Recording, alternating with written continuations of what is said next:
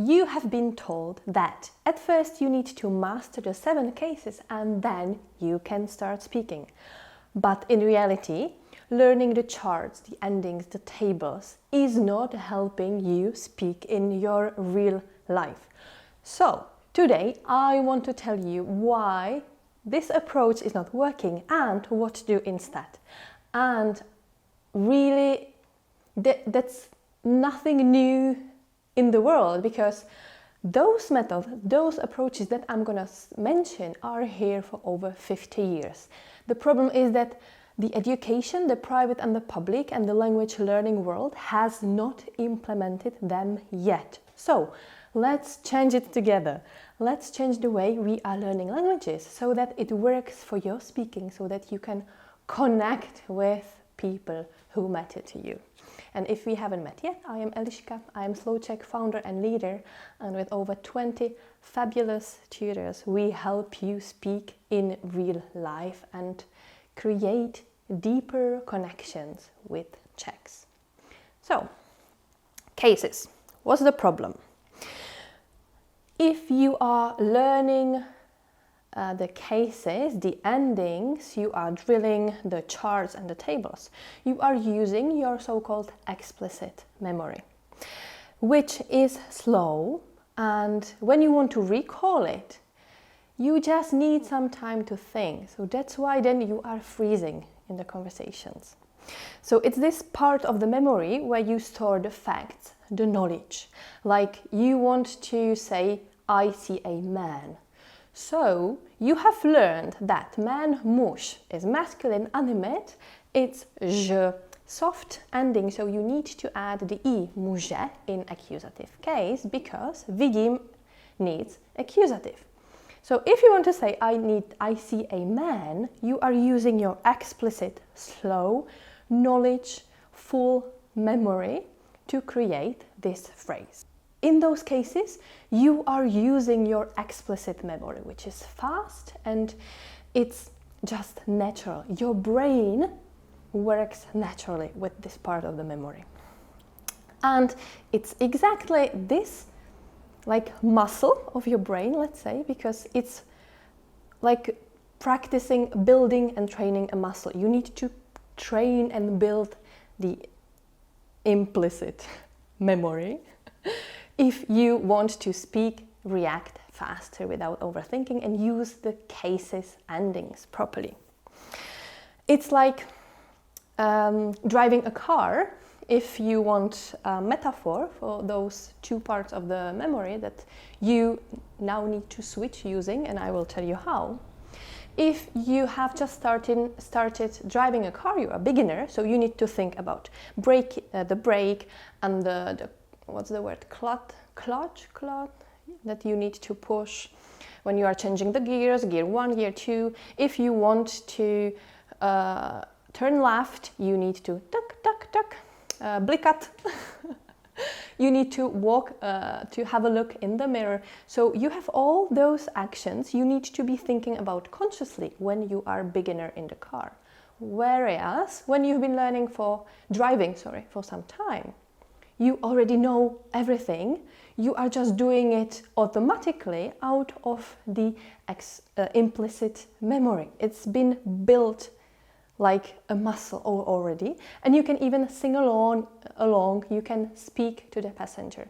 It's just natural for your body to do it. So the same with speaking, you just need to make it natural with your mouth without using this fact memory. But on the other hand, I just want to tell you, disclaimer, you don't have to, in language learning, go through the beginner phase as in driving the car. You can skip it. And that's what we are doing here. We are immediately going into the advanced driver, advanced, let's say, speaker of Czech language. So,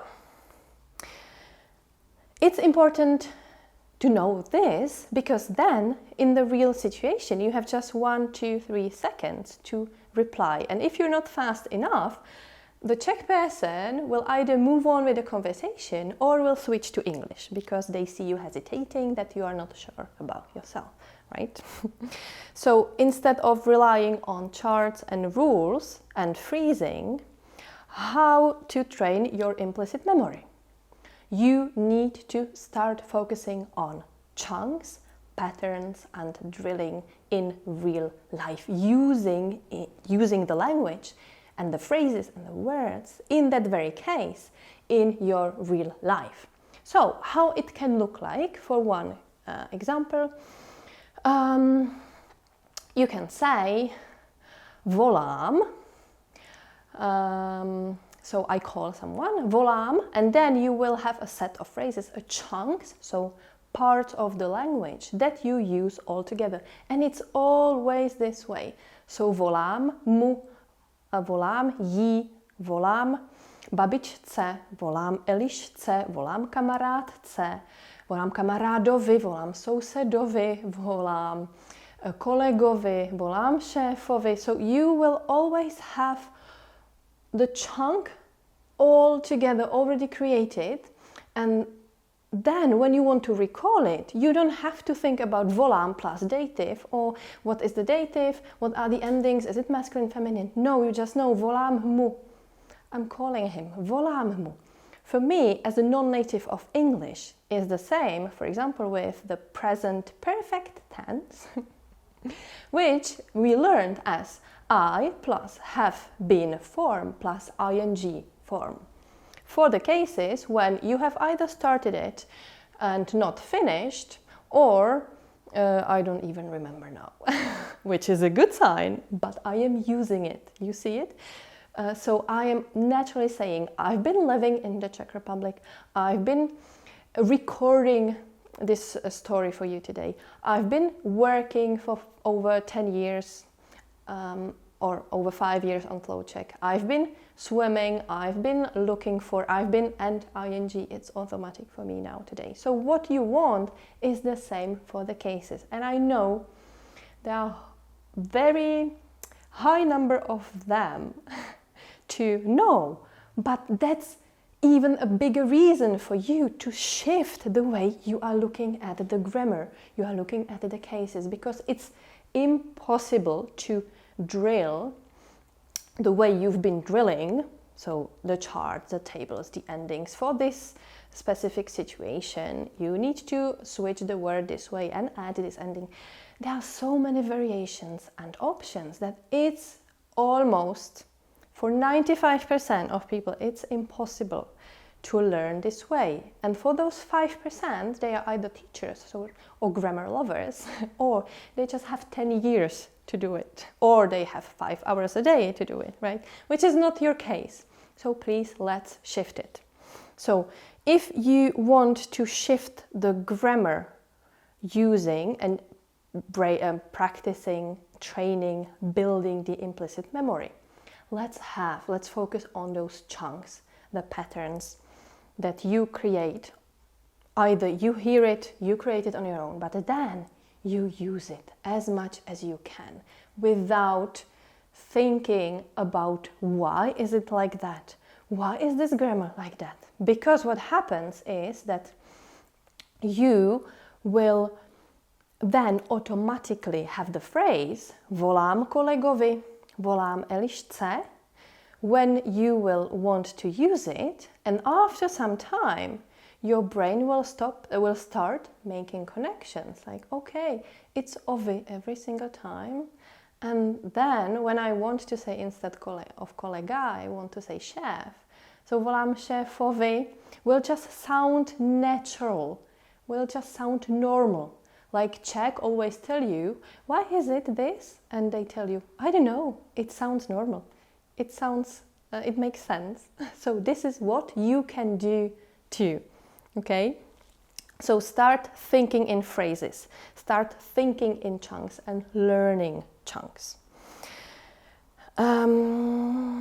Because, so we're coming towards the end of the topic, muscle memory will always beat the theory. You want to build the automatic part, the automatic learning, the automatic reactions, instead of spending so much effort and energy on trying to dig those knowledge out of the explicit memory, right? So, what is the takeaway of today's topic? Cases are a side effect of speaking, not a precondition. I will tell it once again, or say it once again.